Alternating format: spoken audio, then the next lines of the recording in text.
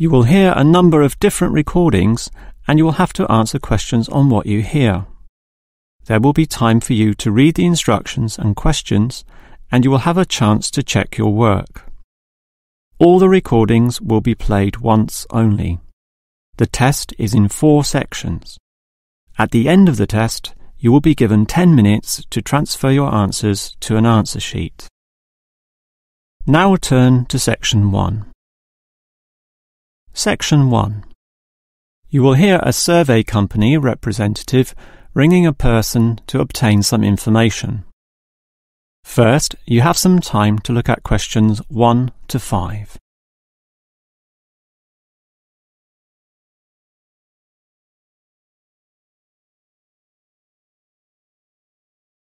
You will see that there is an example that has been done for you.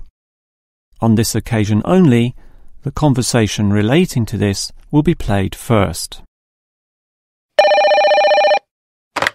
Hello? Hello? Who is this? Hello, I'm a representative of the Tally-Ho Survey Company, and I'd like to ask you a few questions regarding exercise. Ah, that's an interesting subject. The representative will ask questions about exercise, so exercise has been written in the space. Now we shall begin. You should answer the questions as you listen, because you will not hear the recording a second time. Now listen carefully and answer questions 1 to 5. Hello? Hello? Who is this? Hello, I'm a representative of the Tally-Ho Survey Company, and I'd like to ask you a few questions regarding exercise. Ah, that's an interesting subject. Yes, we think so too. But I'm afraid I'm a bit busy at the moment. Don't worry, this will only take about 4 minutes at the most. It's 10:25 now, so it will all be over by 10:30. Well, all right, if it's that short. It will be. So, one of the first things I need to know is where you are. That is, which suburb or area of the city. The last client was in Blackburn, for example. Blackburn? That's close to me. I'm in Box Hill. Another eastern suburb, then. I have a friend in Box Hill, too. Interesting place. Now, I need your approximate age for this survey. Are you younger than 20, between 20 and 29, 30 and 39, and so on? I'll turn 40 in a few months, so that puts me in the 40 to 49 age group. Well, that's in a few months, so right now you're in the 30 to 39. Oh, right, so put that then. OK. Now, I need to know your occupation. The last caller was a housewife, for example. The one before that, a teacher. I used to be a teacher too, teaching cookery. And now? Now you can just put domestic duties. Actually, I hope to begin a new job soon as a cook, but that won't be for some time yet. I have to wait for my husband's restaurant to open. Cook? That sounds interesting. But it's domestic duties for now. OK, that just leaves some information about your family. This is not obligatory at all, so if you don't want to answer, that's fine. What sort of information exactly? Oh, it's very broad. Married with children, single mother, that sort of thing. The last customer said she was a single mother. I'm married and not a mother. Put married, no children. I'm married with children myself, but I'll put in your details, and that finishes the profile and just leaves the actual survey itself if you're ready to proceed. Before you hear the rest of the conversation, you have some time to look at questions 6 to 10.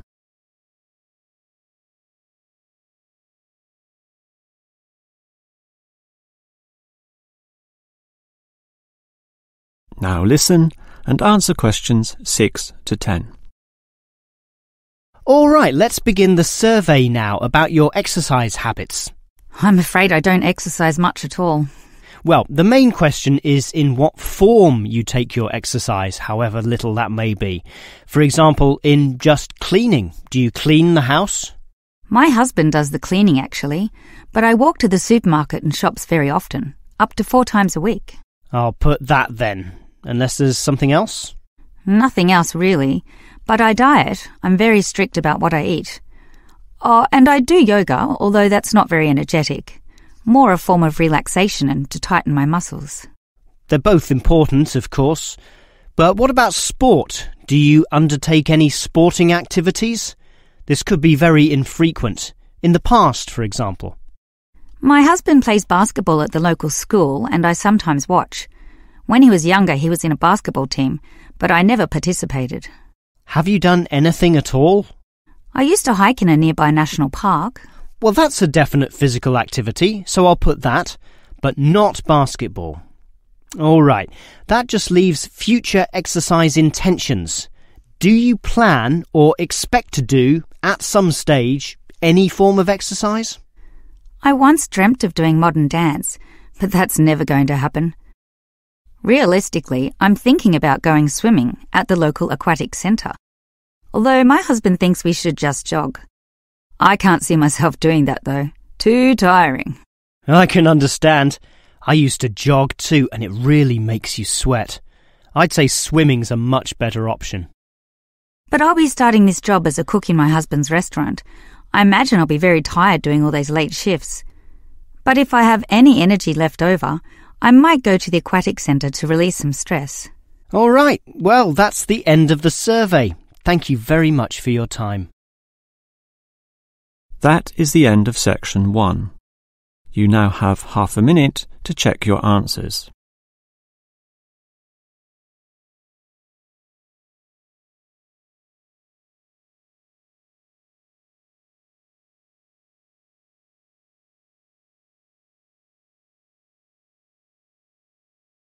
Now turn to section 2. Section 2. You will hear the director of a language centre library explaining about its facilities to some new students. First, you have some time to look at questions 11 to 16.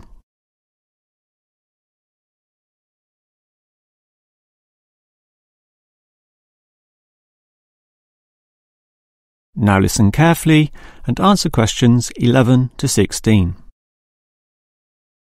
Welcome to the library, or the ILC, which means Independent Learning Centre, and let me explain about some of its facilities. We're standing here at the entry gates next to the borrowing desk. That's where you check out any books, but you are also advised to study in the library here, since most of our material cannot be borrowed. Thus, we have seating along the middle of the library, and in that far corner in front of us on the left, we have the quiet reading section for some serious reading activity. We used to have the computers there, but then realised that that corner was very quiet and thus better suited for the purpose it now has. The computers were instead shifted to a more central location, right beside us here on the left. Again, somewhat confusingly, this area once housed the newspaper and magazine section, but the people in the quiet reading area had to walk too far to collect this literature, so it was moved to right beside them in the adjacent corner. So, feel free to read the newspapers there, but the reference books, those huge weighty dictionaries, atlases and encyclopedias, were all situated at the opposite end of the building, against the wall. This was because they weren't generally that popular, and we wanted more space for the magazine racks, always a favourite with readers. Okay, as well as reading, you need to work on your listening skills, and for that you need the audio section. Again, such an activity needs a quiet area, so we put this in the last remaining corner up there on your right. As you can see, there are CD players and headphones, so just borrow the listening packs, sit down there and listen away. Right, that just leaves the main library. In other libraries, that's often right beside the newspaper and magazine section, allowing freedom to choose from all genres of literature, but here we've got them further apart. For the main library, just follow your nose past the central seating there, and it's there among all that shelving, upon which you'll find an abundance of interesting books and listening packs to use. Before you hear the rest of the talk, you have some time to look at questions 17 to 20.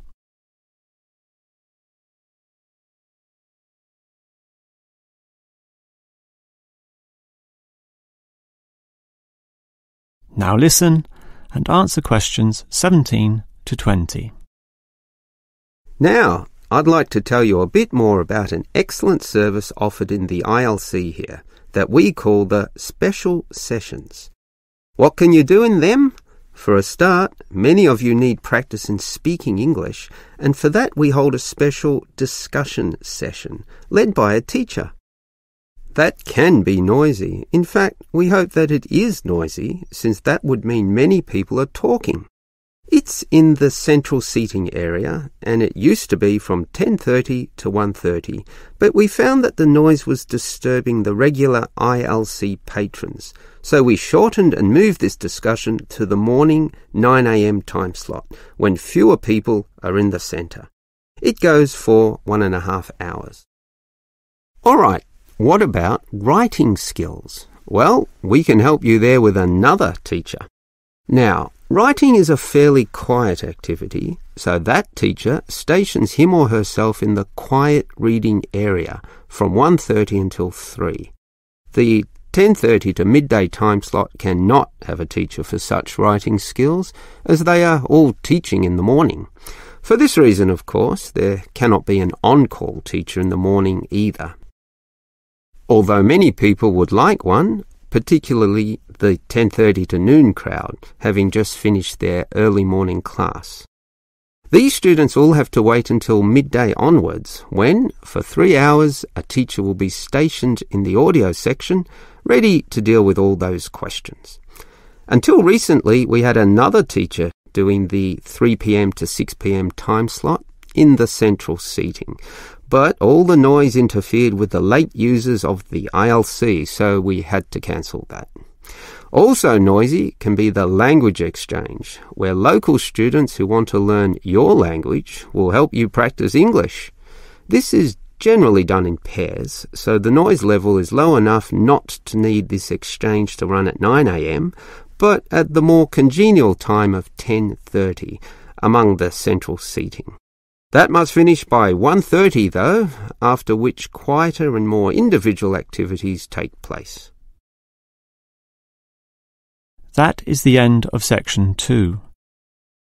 You now have half a minute to check your answers.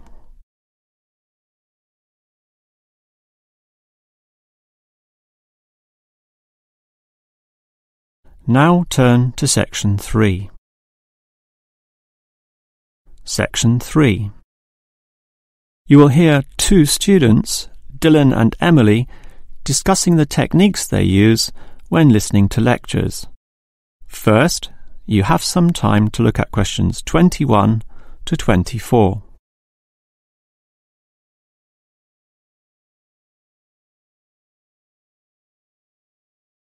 Now listen carefully and answer questions 21 to 24. Hi, Emily. What did you think of that lecture? A bit hard to follow, but I have some good lecture listening note-taking strategies which really help, so I can review the lecturer's message later. Lecture listening note-taking strategies? Review it later? That sounds interesting. I must admit, I struggle a bit to take down the gist of what I hear. Look at my notes. Well, I can see a basic problem immediately. You're writing full words, such as century, when all you need is a C. And don't write increase, just draw an up arrow. And why write thousand when a TH will do? I see. Just use symbols. That's not a bad idea at all. It's the most basic strategy, allowing you to record information at a faster pace. These lecturers can talk faster than others too, so you don't want to waste any time. But you need to be very familiar with your set of symbols. Why? Because you'll have to look at these notes days, weeks, or even months afterwards when you begin writing your essay. So you'll need to be able to interpret them at a later stage. I think I can do this, even by looking at your notes. Imed must mean immediately. But regarding the lecture as a whole, I knew the professor would be giving a set of specific recommendations, and comparing two alternative approaches, So I formatted my page in advance, adding the features consistent with the nature of what I was going to hear. I think I need an example of what you mean. Well, look at my page. Before the lecture, I drew large headings saying recommendations. You should always draw these, and I drew a table saying Approach 1 and Approach 2. At the end, I drew a flowchart, as obviously the final recommendation would be a step-by-step approach. Then I was prepared in advance to simply fill in the spaces. Wow! Now that's clever. Before you hear the rest of the talk, you have some time to look at questions 25 to 30.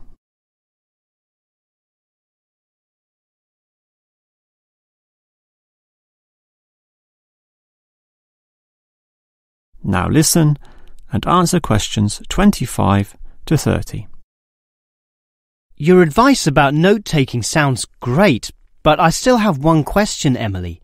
How are you able to design your page in advance?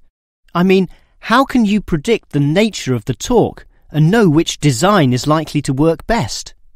It's rather obvious when you think about it. What's your next lecture about? Legal studies. Well, that suggests to me that you'll need a flowchart, since the judicial system has a very logical, do this first, do that second approach, which must be followed in that order. You know, all the processes that happen in the courtroom and the procedures that must take place to ensure complete legality. Sure, that's the way law is, very linear and orderly. But what about culture studies? That's just a mass of comparisons of different cultures. Which tells you that you'll need a table where, in tabular form, you can efficiently write down information. But often the lecture's not that simple. The professor throws in a really complex mix of ideas. Then use a spider graph, like the web a spider makes, where there's a central idea around which you attach all the associated thoughts and ideas and impressions. I see. I think I understand. And that would be very quick too, very efficient. I like that. But what about management theory? How would you approach that? The same as with culture studies. I'd use a network, which is basically the same as a spider graph, linking thoughts, although this time there are directions involved. It is this element that makes it different, the fact that the thoughts go one way and not the other. Okay, has directions. It sounds logical. And what about the other subjects, such as political science? There's no predictable order to that. Well, for that I'd just put my notes in a line, that is, in linear or straight line fashion, and these notes would use symbols, of course, to save time. Okay, that just leaves mass media. For that, I wouldn't have any special design at all. As you say, sometimes it's impossible to predict in what way lecturers will present their information, in which case the best you can do is pre-write headings, but not specific, just general, as in main 1, main 2, sub 1, 2 and 3, and so on. Okay. But always be prepared to adapt to the nature of the talk, using any one of the other methods if it becomes appropriate at the time. That is the end of section 3. You now have half a minute to check your answers.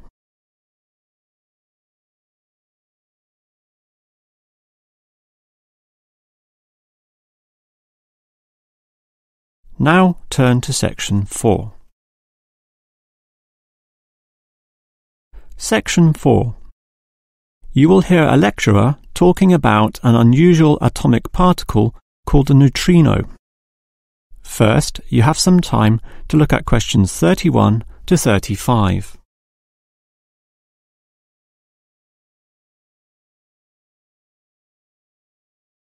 Now listen carefully and answer questions 31 to 35. When considering the smallest unit of matter, the atom, most people know of electrons, protons and neutrons, but almost none know of another particle, even though they are constantly emitted from the sun in the trillions, with 100 to 200 billion of them regularly passing through your body every second. To repeat, that's not thousands, not millions, but billions every second. You don't feel them because they are small. In fact, so tiny that we can barely detect their presence at all. These mysterious particles are called neutrinos. Despite such an abundance, detecting them is a huge undertaking, and there are many reasons for this. Firstly, the neutrino itself is so small that you need to eliminate absolutely all other particles around. To do this, you need what is called a clean room, one that has an extremely low level of dust, microbes, floating particles, or chemical vapors. You probably don't know it, but the air around you right now has almost 40 million particles per cubic meter. In contrast, the cleanest of clean rooms has less than 10. The second problem is that you also need an environment with absolutely no background radiation.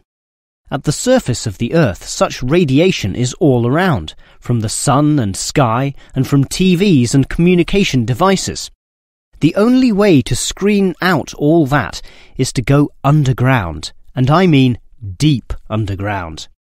For example, the Sudbury Neutrino Observatory in Canada uses an old nickel mine, one of the deepest in the world, and puts the observatory in its lowest tunnel, more than 2 kilometers below the surface.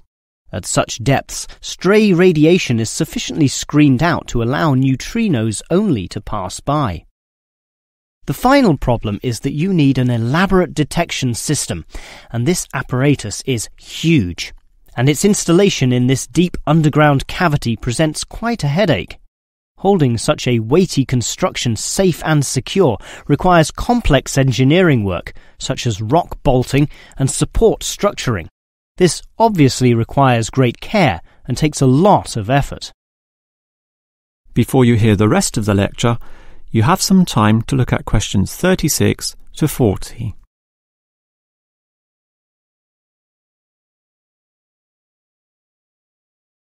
Now listen and answer questions 36 to 40.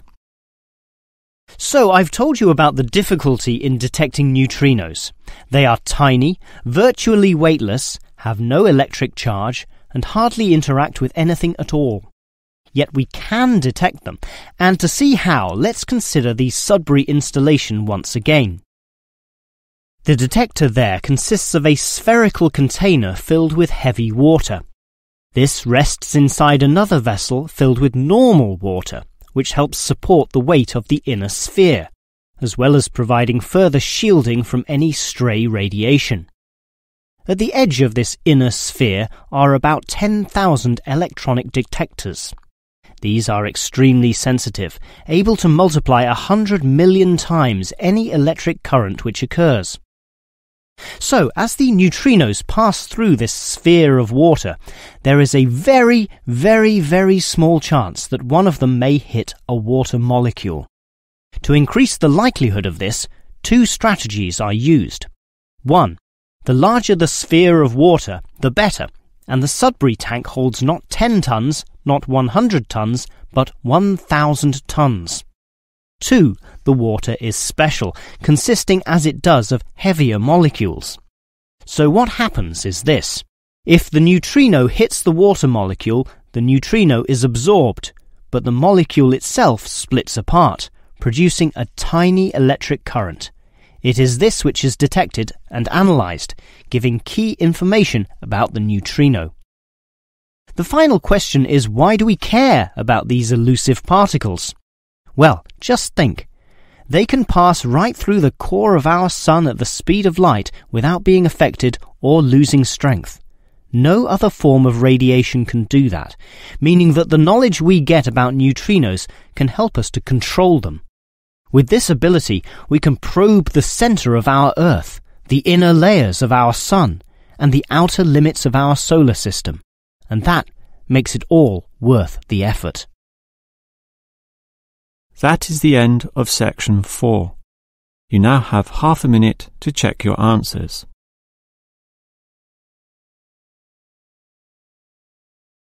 That is the end of the list.